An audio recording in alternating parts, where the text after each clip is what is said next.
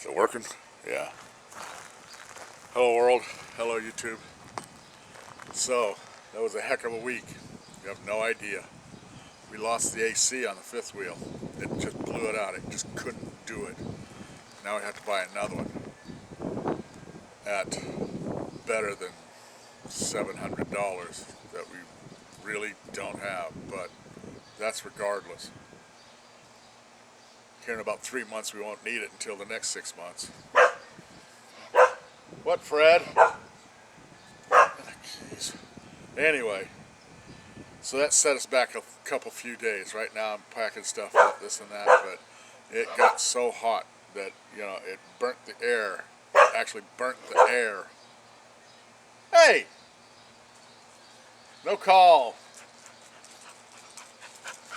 And, fate, we just absolutely, it was terrible. We actually, in this area, got the hottest temperature, or the hottest 24-hour period, you know, right over there, well, you can't see them, Death Valley, on the planet, last Sunday. And believe me, it was here too. It was like 130-something degrees here on the thermometers and all that. Sorry. Right? We absolutely suffered, and it was terrible. You couldn't go out in it. You can't go out in it. It's life-threatening. And I'm going to say this to whoever. This is going to turn into a no man's land. Because, you know, we barely could drink enough water just to stay alive, because the air was rarefied or something different happened with it that you couldn't breathe. We were having breathing problems because the air was so thin and hot, you know, that kind of thing. But it was really, really intense. I've been out here 60 years. You know, we go, you know, how many years, 55 years that you really figure things out, you know, as a kid, remember stuff. Never have I seen this. Never. And with the news I'm seeing, you know, the grand solar minimum and all that, that's par for the course. And it will get worse. The thing is, now with that small unit, and what I'm saying about this video is, the AC won't be able to operate. It won't be able to cool the air enough. If you're into physics, how can something that wants to throw hot air off a radiator, right, into hotter air? It can't do it. So they just sit there and just run, and then they blow out. That's what happened to us. There's no way, no matter how much AC you run, you can't run it enough. It'll either blow up or just, you can be by the vent and it'll be cold there, but 5 feet out, there'll be 120 in the home. In the home. It'll be even worse. It'll be 140 degrees in that house, right? There will be no way you can drink enough water here to keep yourself alive, even being close enough to it, right? Lake Mead's drying up. It's done. No electricity for the AC, no water for the spigot or the faucet. We have well water here, but it'll drop like a rock. There's no rain. There was no appreciable rain for 2 years now. They had that 100-something day record, you know, or something, right? I can't remember. Well, there was some rain that broke that. Oh, look, 110cc, we got it. Yeah, broke it. No, we're going double. There's no rain for years. None. We got some spatterings last night. We did, I gotta admit. But it didn't even slick. You can see little ditto dots in the sand. Not enough to make it wet and slick. Like I said, there will be not enough electricity you can pump into the area to run the things. There will be none of that. Even the things that the electricity will run will not work. Like the reason I couldn't come out here to make videos in that heat, it won't work. They just, you know, you can't have them out here 10 minutes. And they just, things been breaking the heat. I'm telling you. And another thing, say you've got a water source here. You can't go, say, you know, this and that. You can't go 5 miles out because you'd have to come 5 miles back. That's 10 miles. You can't go that far and get away from that water.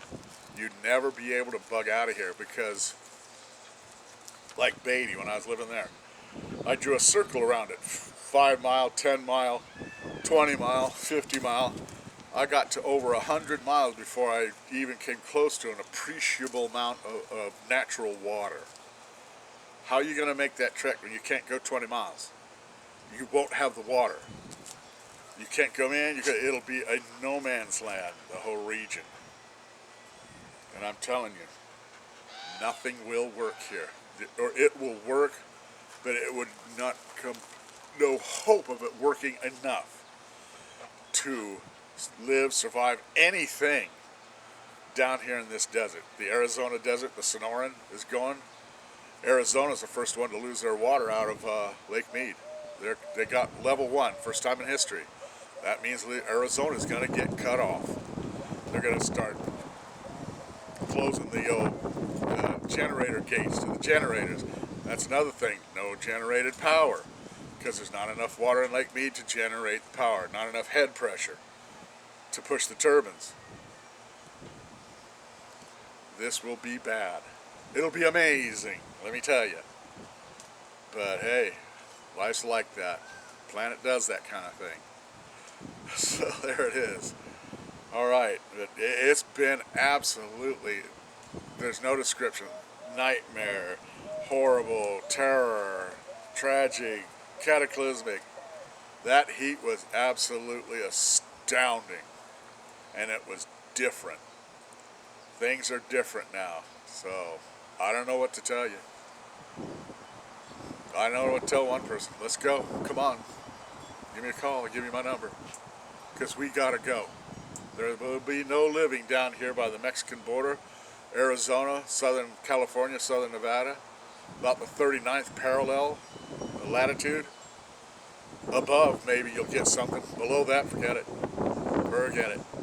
It will be a no man's land to where nothing and no one can go in, but maybe a few miles because you'd have to come out.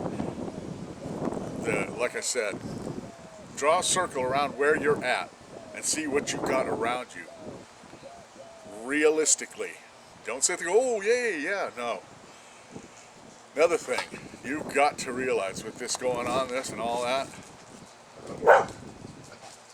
Fred. Anyway, the trees are like, we got these terrible fires up in the north. Imagine. People think, I'm going to go to the woods. Well, them woods ain't there. First person, third, fourth person get there going and spark it, and they're going to burn that down. There will be nowhere. There will be nowhere except for emptiness. I'm going to go with emptiness. I'm going with the mindset of go to the worst first. If you learn how to do the worst first, then anything after that will be easier. So maybe the empty land might be a good thing, because if you learn how to do something with nothing, there's something. All right, there it is.